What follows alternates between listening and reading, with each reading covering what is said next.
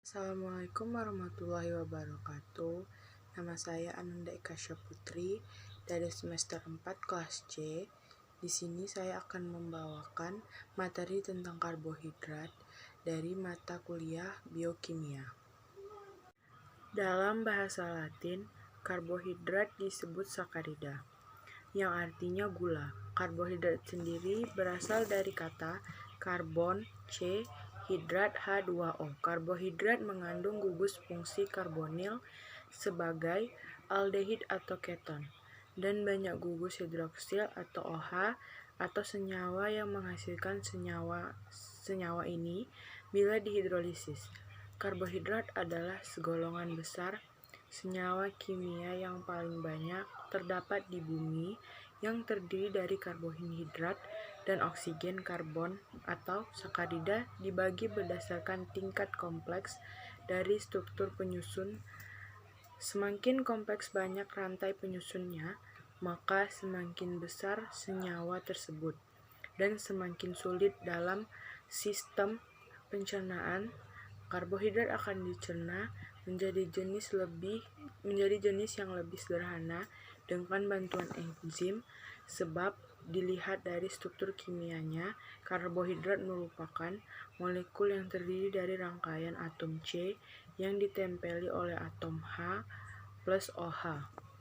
Berdasarkan kompleksitasnya, karbohidrat atau gula dibagi menjadi dua: gula sederhana dan gula kompleks. Gula sederhana sama dengan monosakarida dan disakarida gula. Gula kompleks polisakarida. Monosakarida juga disebut gula sederhana, adalah bentuk karbohidrat yang paling sederhana dan satuan paling besar karena menyusun disakarida dan polisakarida. Monosakarida tidak dapat dihidrolisis lebih banyak menjadi senyawa gula yang lebih sederhana. Monosakarida biasanya berwarna larut dalam air padatan kristal. Contoh monosakarida adalah glukosa, galaktosa, fruktosa, sakarosa, dan maltosa. Monosakarida diklasifikasikan menurut 3 karakteristik penetapan gugus karbonilnya. Jumlah atom karbon dan yang dikandungnya adalah sifat kiral yang dimiliki jika gugus karbonil berupa aldehida monosakarida tersebut digolongkan sebagai aldosa.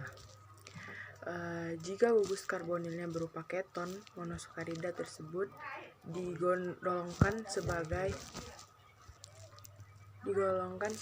keton. Monosakarida dengan 3 atom karbon disebut triosa, yang memiliki 4 atom karbon disebut tetrosa, 5 disebut pentosa, 6 disebut heksosa, dan seterusnya. 15. Kedua sistem klasifikasi ini sering digabungkan, misalnya glukosa merupakan aldol heksosa atau aldehida 6 karbon, ribosa merupakan aldopensa dehlida 5 karbon, dan fruktosa merupakan ketoheksosa atau keton 6 karbon.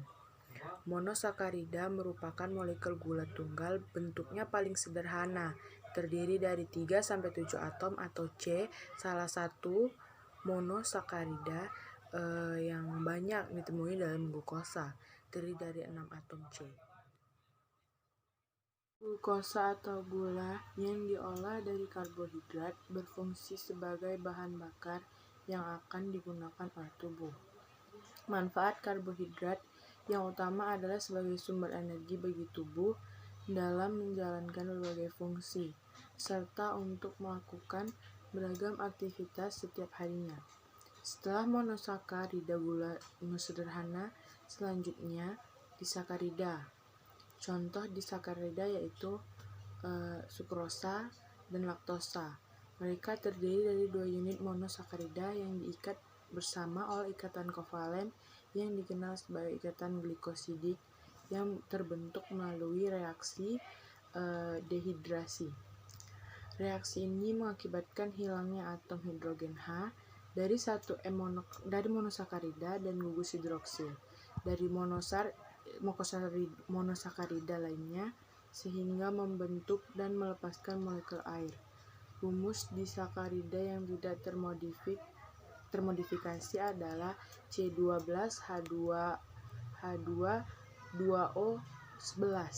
Meskipun ada banyak jenis disakarida, hanya sedikit disakarida yang dikenal secara umum.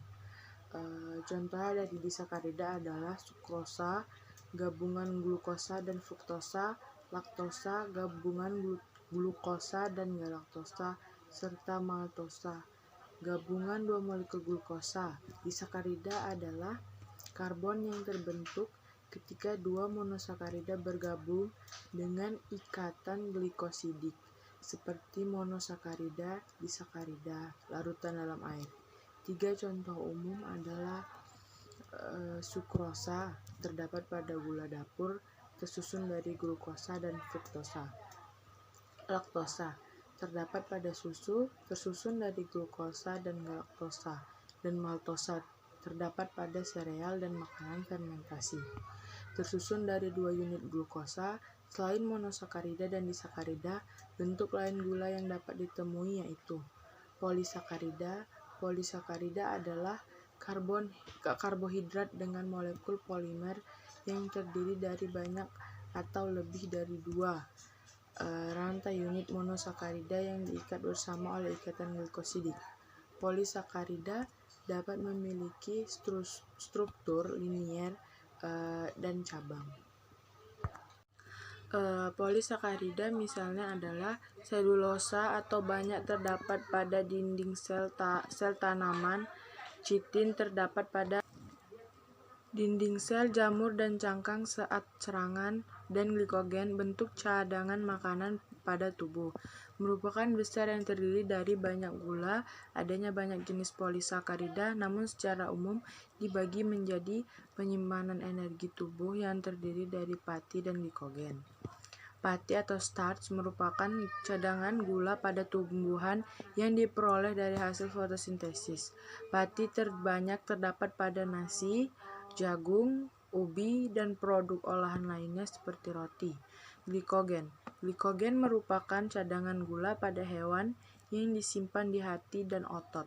Dalam tubuh hewan dan manusia, gula yang berlebih akan saling berikatan dan bergabung membentuk molekul glikogen. Jadi, pati dan glikogen merupakan polisakarida yang berperan sebagai media penyimpanan energi. Penyusun struktur tubuh yang terdiri dari selulosa dan keratin. Selulosa merupakan gula kompleks yang memiliki ikatan panjang dan sangat kuat di dalam selulosa, merupakan komponen struktural dinding sel tumbuhan. Karena ikatan kimianya yang kuat, selulosa sulit dicerna oleh hewan, kecuali oleh ruminansia dan beberapa serangga pemakan kayu.